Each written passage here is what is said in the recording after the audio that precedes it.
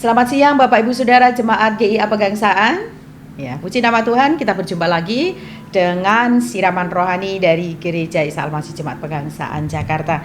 Mari kita akan berdoa sebelum kita merenungkan firman Tuhan.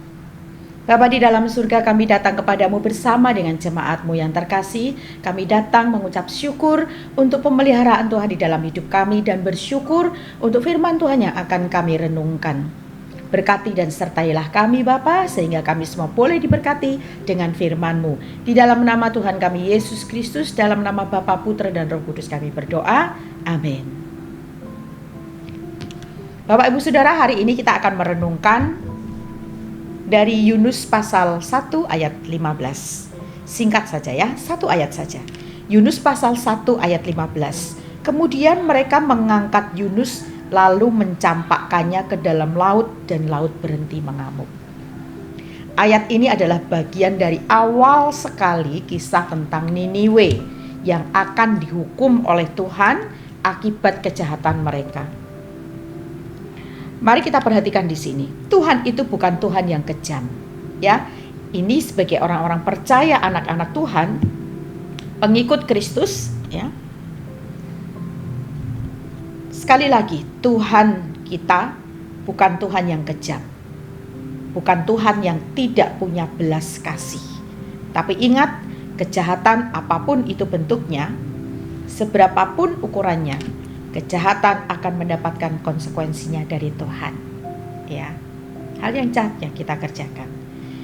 Apa yang dapat kita pelajari dari ayat ini Bapak Ibu, ya? Dari sini kita akan belajar hatinya Tuhan dan hatinya manusia. Hati Tuhan. Tuhan kita adalah Tuhan yang tak terbatas kesabaran dan kebaikannya. Itu great, itu luar biasa. Tuhan meminta Yunus berangkat kemana? Niniwe. Untuk apa?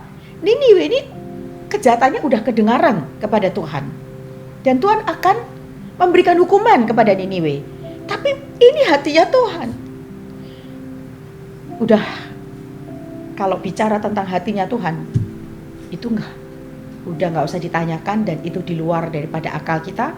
Dan yang bukan orang percaya, bukan pengikut Kristus, akan sulit memahami hal ini. Kita perhatikan, Tuhan meminta Yunus berangkat ke Niniwe untuk mengabarkan supaya Niniwe bertobat, sehingga murka Tuhan tidak akan turun atas mereka.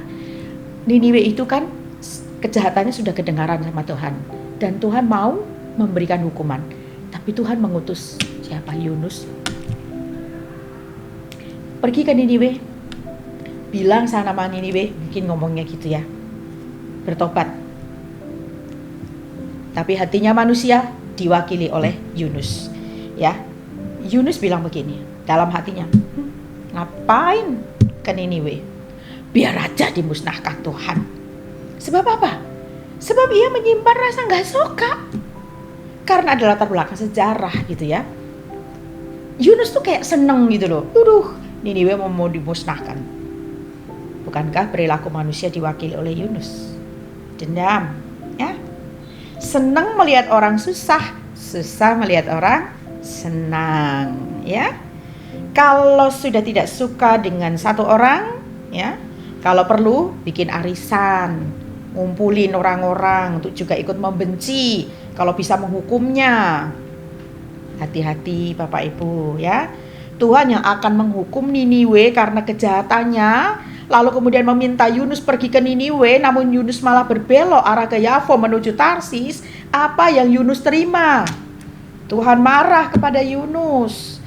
Kapal yang ditumpangi Yunus terombang-ambing di lautan yang mengamuk, ya. Mereka membuang semua muatan termasuk akhirnya Yunus. Lihat, kalau Tuhan sudah bekerja, tidak ada satupun yang dapat menggagalkannya, ya.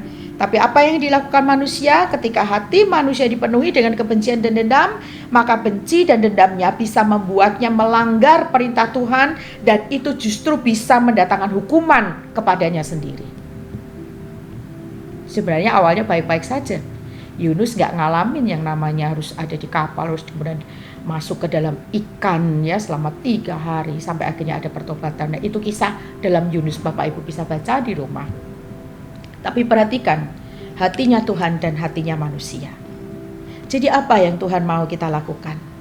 Lakukanlah segala sesuatu dengan didasarkan hatinya Tuhan, hatinya Kristus.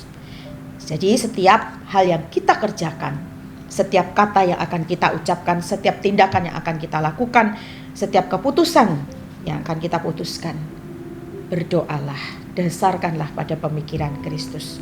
Karena begini, setiap hal yang kita kerjakan, setiap kata yang kita ucapkan, setiap tindakan yang kita lakukan, keputusan yang kita putuskan hari ini itu akan berdampak, ya, akan berakibat dan memiliki dampaknya.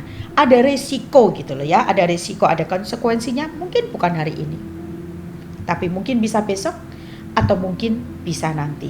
Maka jangan menggunakan pemikiran sendiri, jangan menggunakan emosi ego sendiri, tapi dasarkanlah apa yang akan kita lakukan, tindakan kita, ya, sekalipun itu kepada orang yang telah melakukan kesalahan dan kejahatan pada diri saudara, tetap kita mempersilahkan Tuhan yang akan mengatur tindakan kita, tutur kata kita, pikiran kita, perasaan kita, ucapan kita, hati kita. Dasarkanlah pemikiran kita, tindakan kita, apapun yang kita kerjakan pada pemikiran dan hatinya Tuhan kita Yesus Kristus. Tuhan memberkati. Mari kita berdoa. Terima kasih Tuhan untuk firman-Mu. Tidak mudah Tuhan, tapi hari ini kami belajar. Tuhan kami, Tuhan yang luar biasa, Roh Kudus, Roh yang manis dan lembut, bekerjalah dan kami siap untuk melakukan apa yang Tuhan mau untuk kami lakukan dalam hidup kami. Terima kasih untuk Tuhan yang penuh dengan belas kasih, Tuhan yang luar biasa, panjang sabar, kasih setiamu tak habis-habisnya dalam hidup kami. Terima kasih Tuhan. Ya Roh Kudus, tolong kami melakukan segala sesuatu dalam hidup kami, mendasarkannya pada pemikiran dan hati Tuhan.